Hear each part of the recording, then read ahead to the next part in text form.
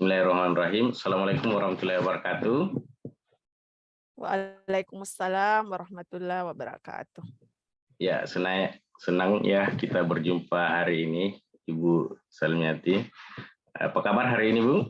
Alhamdulillah baik Pak Hasbah. Pak Baik, Hasbah Bu. bagaimana kabarnya? Alhamdulillah sehat dan baik juga, Bu. Baik, Bu. Mungkin Ibu Salmi bertanya-tanya apa sih yang harus dilakukan. Nah, ini sesi pertama di podcast ini adalah bagian dari tugas saya di Latsar CPNS Unsur Bar. Olehnya itu, mungkin di sesi pertama ini kita akan bincang-bincang terkait dengan wawasan kebangsaan dan akan berlanjut di sesi-sesi berikutnya. Baik, untuk bincang-bincang kali ini, yang pertama itu tentang wawasan kebangsaan. Kira-kira menurut Ibu, apa sih itu wawasan kebangsaan? Iya, baik ya Pak Hasbah ya. Ini terkait dengan wawasan kebangsaan ya menurut yang saya pahami itu Pak merupakan wawasan kebangsaan itu sebagai suatu pandangan ya, pandangan yang menyatakan bahwa eh, negara kita, khususnya negara Indonesia itu adalah suatu negara satu kesatuan. Ya, satu kesatuan dalam hal ini tentunya satu kesatuan dalam sosial budaya, kemudian satu kesatuan dalam ekonomi, kesatuan dalam pertahanan keamanan. Nah, yang biasanya diwujudkan itu ya Pak ya di dalam adanya pandangan masyarakat pada umumnya terkait dengan adanya strata sosial, misalnya ada biasanya di masyarakat itu ada pandangan bahwa ada kelas satu, kelas 2 dan adanya kaum minoritas dan mayoritas ya. Nah, dengan adanya pandangan wawasan kebangsaan itu hal-hal yang demikian tentunya bisa terminimalisir karena dengan wawasan kebangsaan kita memandang bahwa sebagai bangsa Indonesia kita adalah satu kesatuan seperti itu, Pak. Baik, Bu. Ya, menarik sekali ya, Bu, pemahaman Ibu tentang wawasan kebangsaan. Ya, yang bisa saya simpulkan dari pandangan Ibu ini adalah bahwa wawasan kebangsaan itu pokoknya kita semua satu, apapun warna kita, baik itu dari segi perbedaan agama kita tetap satu, yaitu Indonesia. Dari segi perbedaan bahasa ya, karena sebagaimana kita ketahui ya, negara kita ini terdiri dari beribu-ribu ragam budaya ya, sehingga di wawasan kebangsaan ini ya itu bagaimana kita memandang bahwa kita ini adalah satu. Baik, menarik Ibu ya.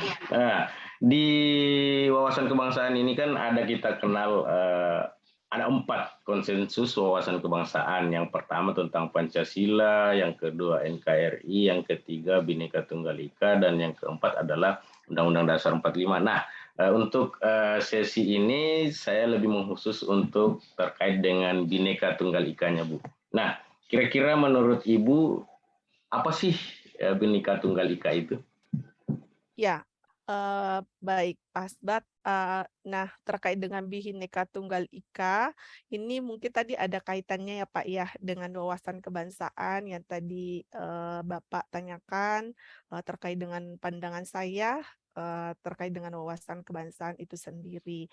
Nah, tadi saya sudah menggambarkan bahwa karena kita punya pandangan satu kesatuan, bahwa pada dasarnya tidak ada perbedaan ya di antara kita karena kita sama-sama sebagai warga negara Indonesia tanpa mengenal suku, agama, adat istiadat, eh, meskipun berbeda-beda, namun kita tetap satu jua.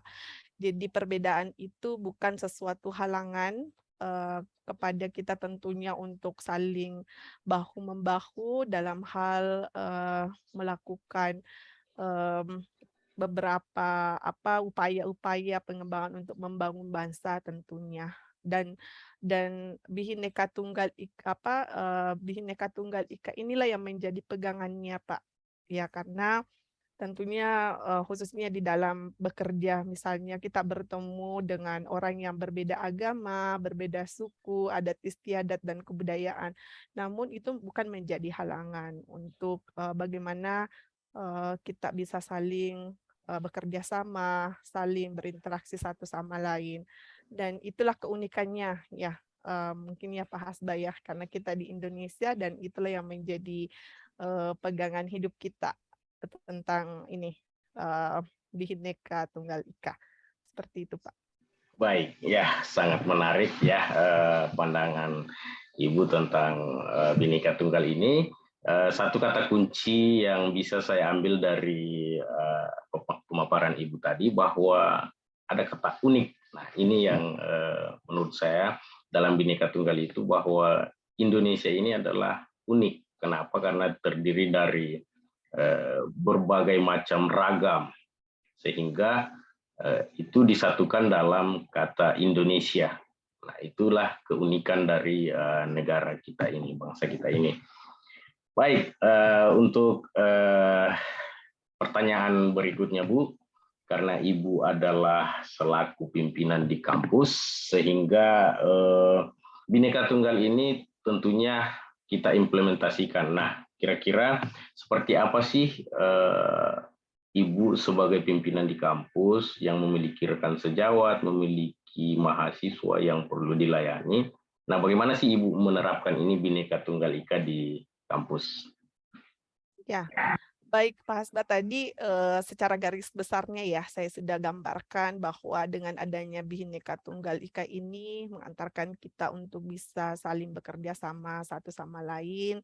Tentunya, kalau implementasi secara khusus dalam, pekerjaan, ya, tentunya dalam hal ini ya, Pak, ya, karena kebetulan saya selaku pimpinan prodi dalam hal, membawahi ya bawahan, tentunya saya harus, menghargai apa yang menjadi, hak mereka. Misalnya dalam hal mengungkapkan pendapat ya, Pak, ya, terkait dengan, pengusulan program kerja misalnya di prodi, tentunya, karena mungkin saya berbeda pandangan dengan mereka, namun, saya tetap memberikan penghargaan atas, atau, semacam apresiasi atas pandangan mereka, misalnya pendapat yang, mereka kemukakan dalam hal untuk pengembangan prodi.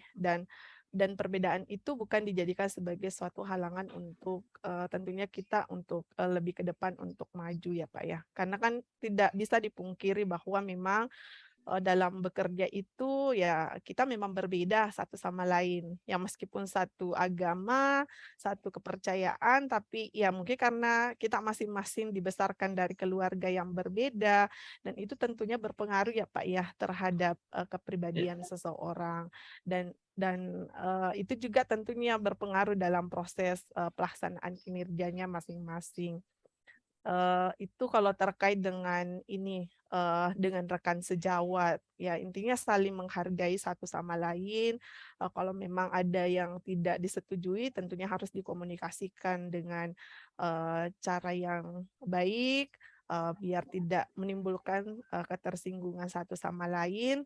Kalau hal dalam pelayanan mahasiswa ini mungkin lebih komplit ya Pak ya, karena jumlah mahasiswa cukup banyak, ya tentunya kepercayaan, adat istiadat, mereka itu tentunya beraneka ragam juga. Dalam hal memberikan pelayanan kepada mereka ya tentunya harus juga memperhatikan. Khususnya mungkin ya dalam hal ini, proses penilaian mungkin ya, kepada mahasiswa, tentunya kita tidak bisa, ini, pilah-pilah misalnya pilih kasih seperti itu ya, Pak, ya. Misalnya hanya orang yang pintar saja, yang misalnya berhak untuk mendapatkan nilai yang bagus, tapi kan, tentunya harus melihat keunggulan masing-masing dari setiap mahasiswa. Karena eh, itu juga tentunya ini ya, selain dalam hal penilaian juga dalam hal pelayanan, proses ini misalnya pembimbingan skripsi atau pelayanan dalam hal proses akademik mereka. Apalagi saya selaku prodi itu selalu bersentuhan langsung dengan mahasiswa dalam proses administrasi akademik. Nah, tentunya proses pelayanan yang kita berikan kepada mahasiswa itu harus bersifat menyeluruh, tanpa melihat perbedaan mereka satu sama lain, tanpa memandang apakah mereka agamanya sama dengan kita, sukunya sama dengan kita. Dan ini yang tidak bisa juga dipungkiri ya Pak ya, ketika komunikasi misalnya mereka menggunakan bahasa yang menurut kita itu tidak sesuai ya, karena mungkin mereka di adat istiadat atau di budaya mereka itu seperti itu, cara berkomunikasi yang benar, dan itu yang harus kita pahami. Meskipun menurut kita salah, mungkin ya bisa dibenarkan dengan cara yang baik seperti itu. Itu sih Pak yang Ya, saya lakukan selama ini. baik. Terima kasih atas tanggapannya Bu terkait dengan implementasi atau pelaksanaan Bhinneka Tunggal Ika ini di kegiatan Ibu sehari-hari di tempat kerja. Ya, yang saya garis bawahi di implementasi ini ada 3, misalnya tadi terkait rekan sejawat itu tidak membeda-bedakan dalam hal proses, apalagi dalam menerima saran dan masukan, semua ditampung dan kemudian sama-sama dalam bermusyawarah. Kemudian yang kedua terkait dengan pelayanan ke mahasiswa, tidak membeda-bedakan mahasiswa baik dari suku apa, agama, ras dan lain-lainnya. Pokoknya semua statusnya sama, satu yaitu mahasiswa. Kemudian yang terakhir di sini adalah dalam hal pengambilan keputusan itu membuat keputusan itu sangat-sangat adil dan mengakomodir semua kepentingan untuk kepentingan dan kemajuan bersama. Baik Bu, untuk sesi hari ini mungkin sampai di sini dulu bincang-bincang kita. Insya Allah kita ketemu di sesi berikutnya. Baik, salam. Ya, terima kasih banyak atas kesempatannya Ibu Salmi. Sama-sama Assalamualaikum Pak. warahmatullahi wabarakatuh dan Iya. salam sehat selalu Bu. Ya, Waalaikumsalam warahmatullahi wabarakatuh. Salam sehat, sukses ya Pak Hasbah. Baik Bu.